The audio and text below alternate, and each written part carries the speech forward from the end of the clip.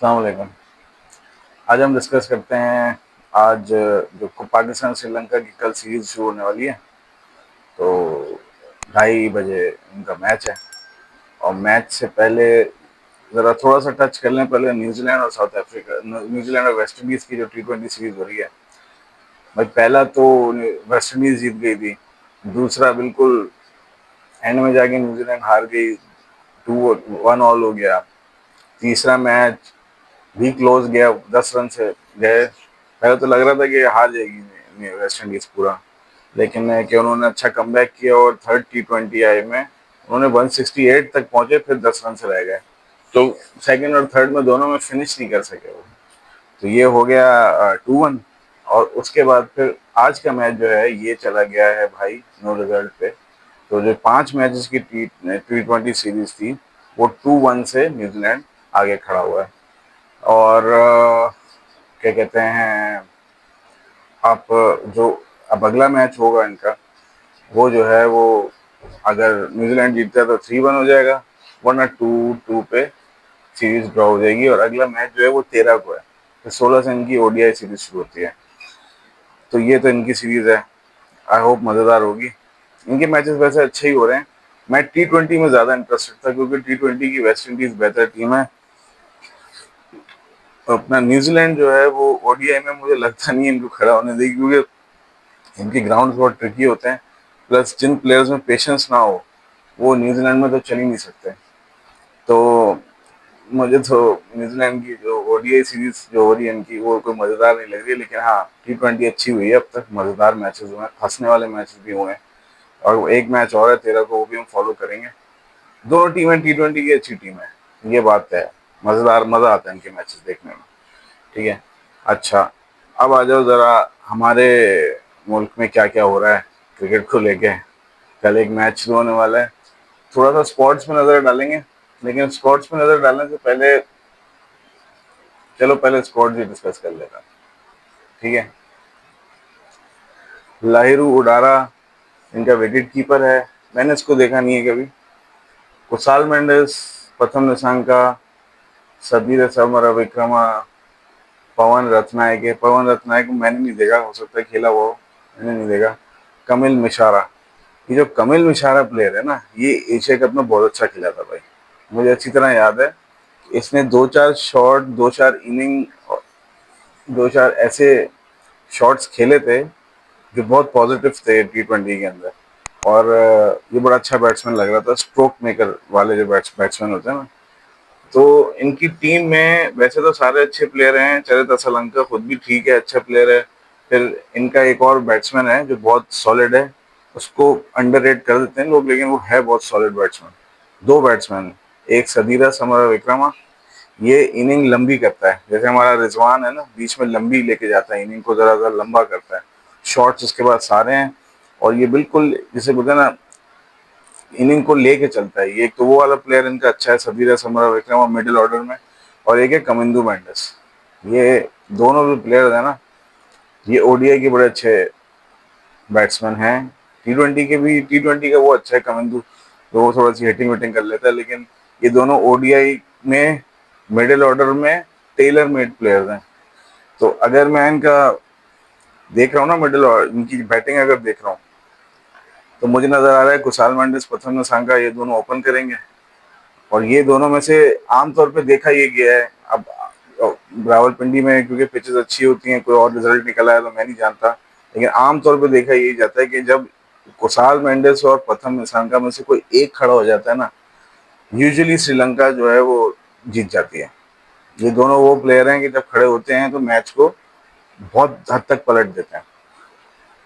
तो एक तो ये दो हैं जो उनके की प्लेयर्स हैं। शायद मिडिल ऑर्डर में ये कमल मिशारा को रखेंगे, क्योंकि इसको भी उन्होंने एशिया कप में भी मैच दिया था, तो मुझे लगता है यहाँ पे भी खिलाएंगे ऐसे।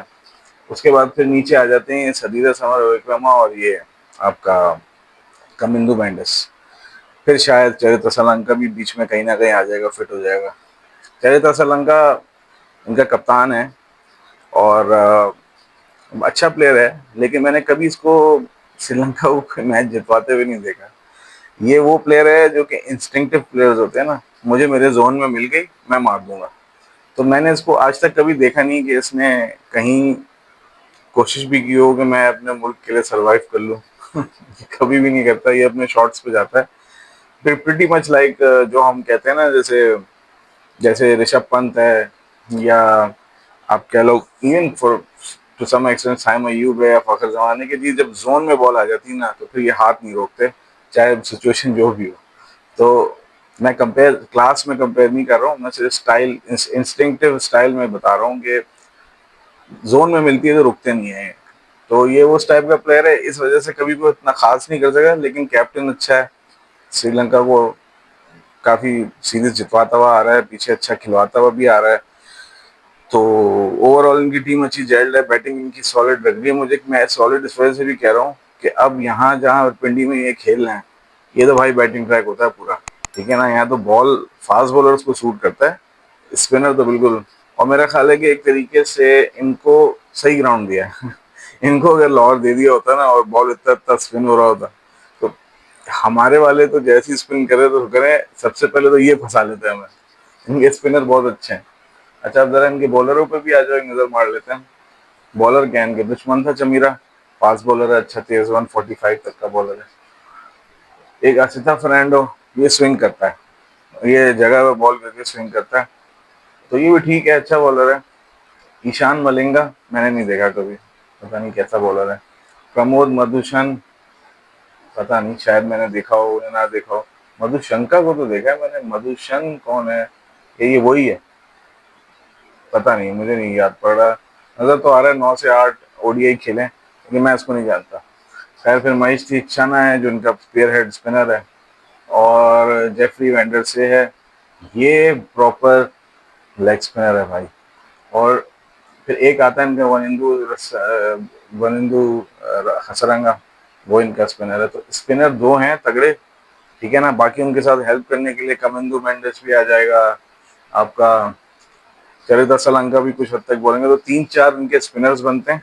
और जो फास्ट बॉलर्स हैं वो ये दो लेके जा रहे हैं, आसिता फर्नांडो और दुष्मंता चमीरा, और ये आपका क्या नाम है, प्रमोद मधुशन। तो स्पिनर दो नहीं है, सॉरी, स्पिनर तीन है, जेफरी वेंडर से, थिक्शाना, और वनिंदु हसरंगा, ये तो तीन स्पिनर हैं। और दो फास्ट बॉलर हैं इनके पास, तीन फास्ट बॉलर हैं, खिलाएंगे ये दो कोई। तो दुश्मंदर चमीरा, अशिता फर्नांडो और प्रमोद मधुशन में से मुझे ऐसा लगता है शायद ये चमीरा और अशिता फर्नांडो के साथ जाएंगे, क्योंकि इनके पास ज़्यादा क्या नाम है, एक्सपोजर है, या हो सकता है अपनी बेंच को पहले मौका दे दें फर्स्ट मैच में। तो ओवरऑल मुझे पाकिस्तान की कंडीशंस देख के बड़ा बैलेंस्ड स्क्वाड लग रहा है भाई। और ये कहीं से भी हल्की चीज इस वजह से नहीं होगी, क्योंकि साउथ अफ्रीका अपनी बी टीम लाया था, ये पूरे लड़के लेकर आए हैं, समझ रहे हो ना, इनके लड़के पूरे हैं, समझ रहे हो ना। तो हमारे भी पूरे हैं, इनके भी पूरे हैं, ये मैच लगेगा कांटेगा जाके। मुझे लग रहा है इसमें बहुत मजा आएगा इस मैच के अंदर। और अच्छी टीम है ओवरऑल, मजा आने वाला है। 2:30 बजे कल बहुत मजेदार गेम होने वाला है। रावलपिंडी के ग्राउंड में तो वैसे पटाखे लगते हैं, तो वहाँ तो वैसे ही बड़ा मजा आएगा। अच्छा, उसके बाद हमारी पाकिस्तान के स्क्वाड पे अगर आ जाओ, तो वो तो वही स्क्वाड है जो साउथ अफ्रीका का था, सिर्फ एक इन्होंने किया है, हसन नवाज को उन्होंने रिलीज किया है, और शायद उसकी जगह फखर जमान इन कर लिया, तो वो ठीक है, अच्छी चीज़ है। हसन नवाज का एक तो ये कि फॉर्म का भी इशू है, और दूसरा ये कि शायद उनका उसका शायद बच्चा हुआ है, या उसकी उसका, तो मेरा ख्याल है कि उसको उसको इस वजह से भी रिलीज किया है, और कहा है कि आप थोड़ा डोमेस्टिक वगैरह खेलो, ये फॉर्म लेकर आओ। पर मैं पर्सनल इश्यूज पे तो जाऊंगा नहीं, साफ बात ये है यार, बंदे की फॉर्म ही नहीं है यार। और फॉर्म क्या है, मैं तो साफ बात बोलूंगा, क्रिकेट ही नहीं है उसकी। फॉर्म तो आगे की बात होती है, पहले तो उसे क्रिकेट खेलनी है, फिर पता चलेगा फॉर्म है या नहीं। तो हसन नवाज जो है ना, इसके बारे में एक बात समझने की है कि देखो, प्लेयर तो ये कहीं नहीं जाएगा। मैं बार बार कह रहा हूँ, किसी को भी ये लग रहा है ना कि यहाँ से हट गया तो ये प्लेयर पानी अपना रास्ता बना लेता है, ये अभी भी रास्ता बना के आ गया ना टीम में, कहाँ से आया सोचो जरा। इतनी बड़ी खेप पड़ी है आपकी, डोमेस्टिक हो रही है, अभी धड़ाधड़ रन हो रहे हैं, धड़ाधड़ बॉलर बैट्समैन बॉलर सब सब निकल रहे हैं, ठीक है, लेकिन एक बंदा छलांग लगाता है पीएसएल के अंदर, मैन ऑफ द सीरीज बनता है और टीम के अंदर, तो इसको कहीं से भी हल्का प्लेयर ना समझो। इसको यूं नहीं समझना चाहिए कि ओहो बाहर कर दिया, बच्चे के साथ ज्यादती हो गई। नहीं भाई, ज्यादती आप अपने साथ करोगे, ज्यादती कोई आपके साथ नहीं कर सकता। आप नजरों में हो, आप वो वाले प्लेयर नहीं हो कि पीछे रन कर रहा है अली जरिया, साद खान नजर नहीं आ रहा, साद बेग नजर नहीं आ रहा, नहीं ऐसा नहीं है। आप नजरों में आ गए हो, ठीक है ना। आप पीएसएल खेल चुके हो, पीएसएल के बाद आप पाकिस्तान टीम के प्लान में 6 महीने रह चुके हो, ठीक है। अब कहीं ना कहीं आपके प्रॉब्लम जो नजर आ रहे हैं उनको आप रिजॉल्व करोगे, मीडिया खुद शोर मचा देगा कि आपको लेना ही लेना है। और मैं बार बार वही कह रहा हूँ, आपने रास्ता पहले भी बना लिया था। आप जैसे प्लेयर्स पाकिस्तान में यूं रास्ता बनाते हैं, बाकी किसी के लिए मुश्किल हो जाओगा। लेकिन जो स्टाइल हसन नवाज का है, ये प्लेयर ज्यादा देर बैठ नहीं सकता। सिर्फ चीज इतना है, अपनी गेम में इंप्रूवमेंट लानी है, ठीक है ना। ये सोचना कि यार ये बंदा प्लान से आउट हो जाता है, ये हो जाए, ऐसा कुछ भी नहीं है। ये प्लेयर टीम में रहेगा, ठीक है ना। आएगा वापसी, आना भी चाहिए। अब ये इसकी अपनी पर्सनल ग्रिड पे भी बेस करता है। हमें देखना है यार ऐसा प्लेयर, लेकिन इस फॉर्म के साथ नहीं, इस घटिया क्रिकेट के साथ नहीं। अपने आप को पूरा बैट्समैन बनाओ, फिर अपनी पावर रेटिंग लेकर आना, तो फिर तो मजा आएगा। वरना फिर यही होगा, जिम्बाब्वे और यूएई और बांग्लादेश और क्या कहते हैं वेस्ट इंडीज, इनको मार लेना। बाकी जब कोई बड़ी टीम आएगी तो हल्का सा स्पिन करेगी, आपकी गेम खत्म हो जानी है। तो इसलिए पीछे काम करके आओ। बहुत लकी हो कि अभी डोमेस्टिक सीजन चल रहा है, खेलो वहां पे, 500-600 बॉलें खेलो, 400-500 बॉलें खेलो, पिच को समझो, अपनी टेक्निक को समझो, फिर वापस आओ। कैसे मिस हो सकते हो यार, इस तरह जिस तरह के तुम प्लेयर हो भाई, तुम टीम से बाहर ही नहीं होते, ठीक है ना। सिर्फ फॉर्म है, तुम्हारी फॉर्म लगी और टीम में वापसी है, ये बात ध्यान में रखना। तो एक तो ये हसन नवाज की बात हो गई। खैर, हमारी टीम प्रीटी मच वही है, कोई ऐसा चेंजेस नहीं किए हैं। और एक चीज और है जिसको मैं दोबारा डिस्कस कर रहा हूँ, बहुत जबरदस्त चीज जो की है ना यार, हुसैन तलत को फिर चांस दे दी है। भाई खुदा के वास्ते रन कर ले यार, खुदा के वास्ते। 2 back to back ODI series ले रहा है, और क्या जान लेगा क्या। अबे भाई जाके रन कर ले। 6 मैचेस मिल रहे हैं तुझे, 6 मैचेस, 3 तो मिल गए, एक अभी और भी शायद चौथा भी मिल जाएगा।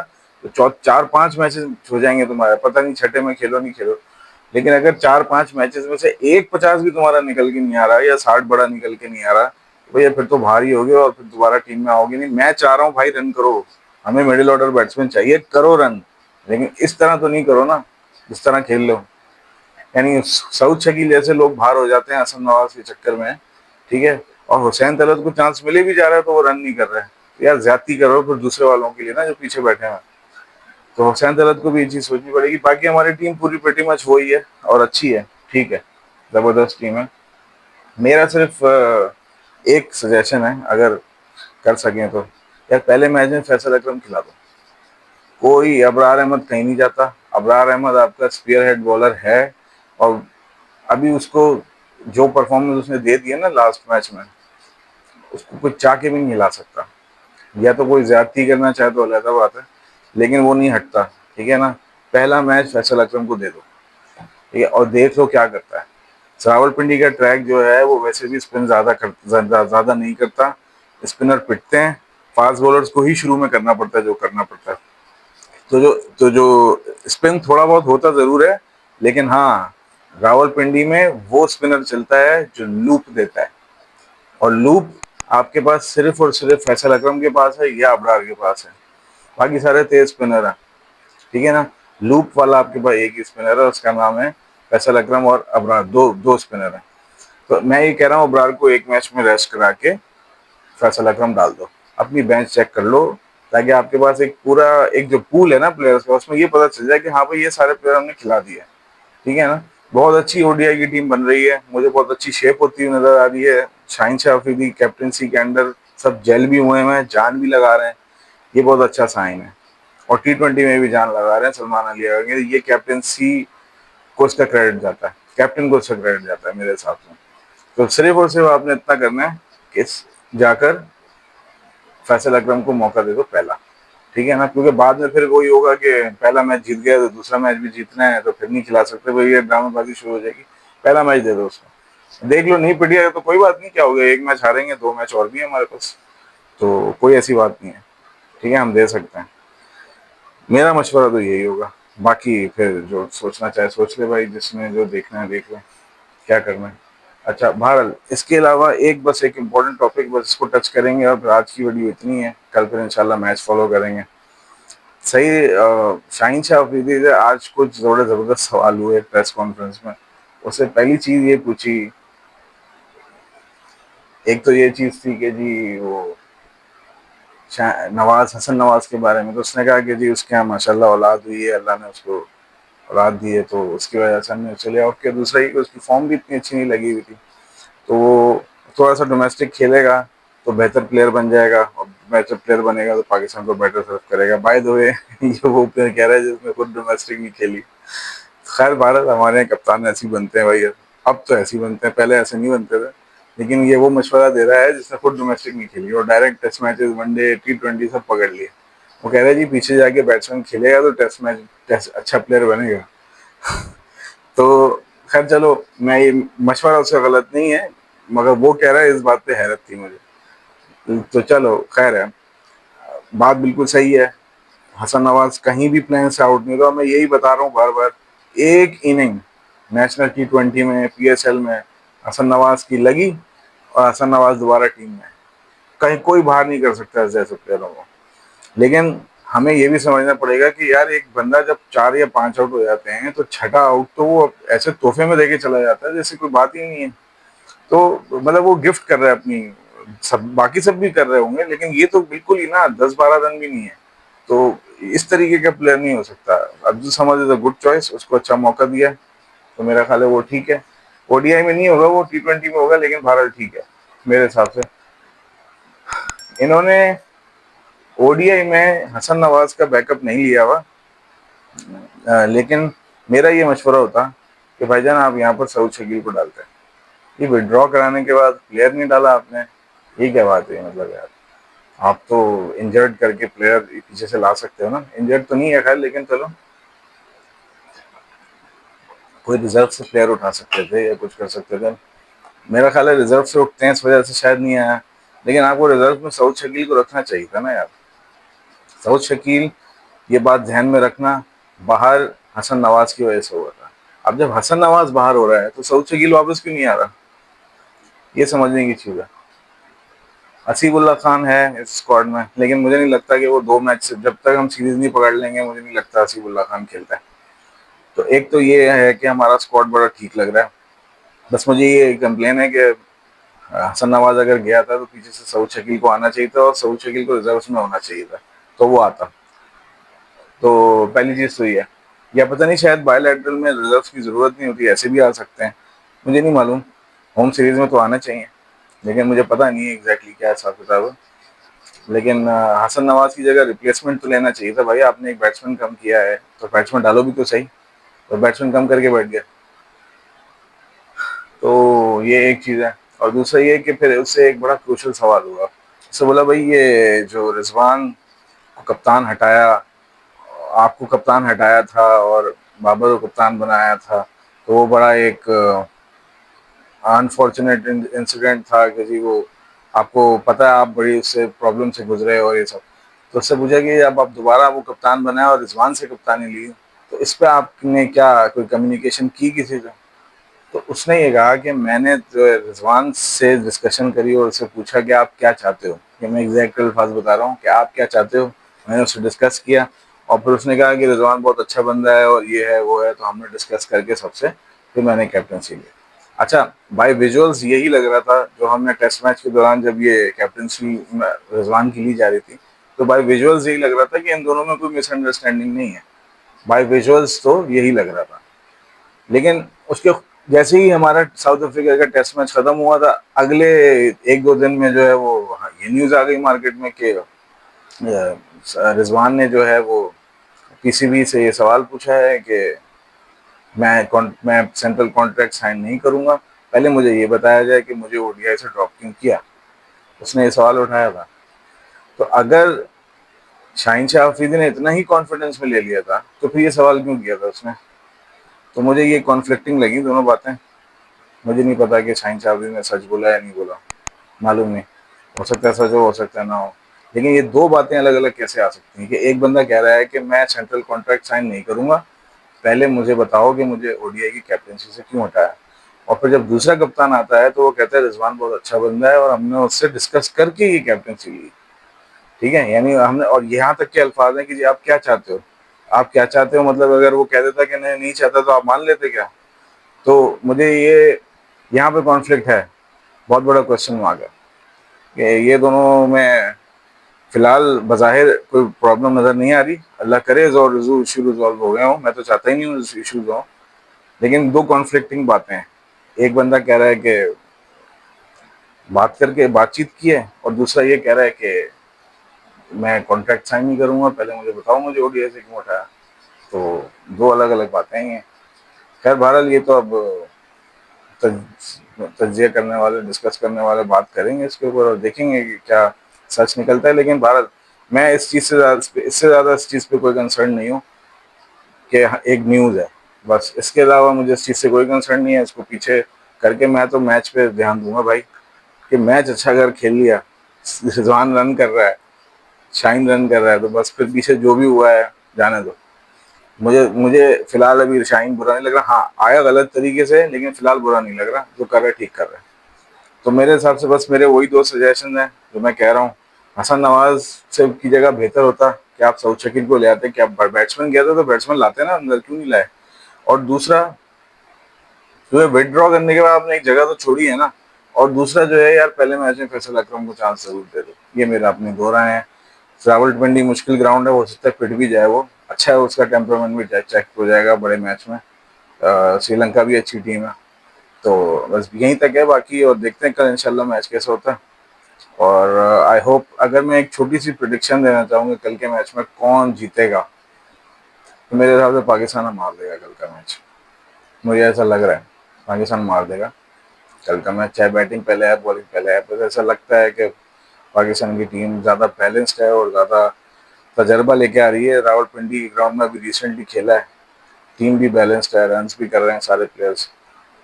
और थोड़े से वो बैट्समैन जिनके बल्ले नहीं चले, जैसे बाबर हो गया, रिजवान हो गया, जो कि थोड़ा सा बीच में प्रॉब्लम दे रहे थे, साइम हो गया, इनके बल्ले चलना शुरू हो गए। तो मैं उस कैलकुलेशन से कह रहा हूँ कि हमारी टीम अच्छा शेप कर रही है, शायद कल का मैच हम जीत जाएंगे, जीतना चाहिए इंशाल्लाह ताला। आज की वीडियो यहीं तक है, वीडियो को लाइक कर लीजिएगा, चैनल को सब्सक्राइब कर लीजिएगा।